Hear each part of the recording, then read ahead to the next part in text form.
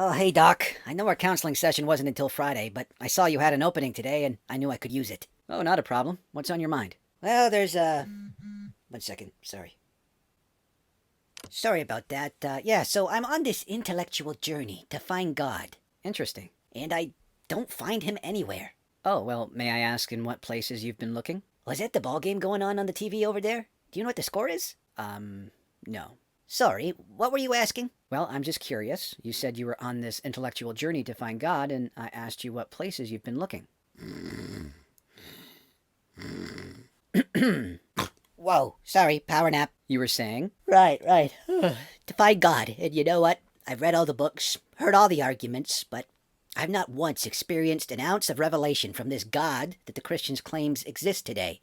Don't you think if he was real, he'd at least try to get my attention?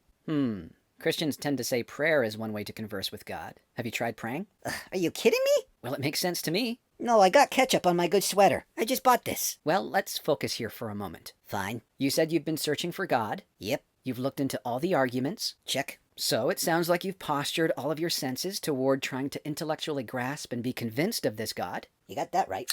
But how was your heart postured?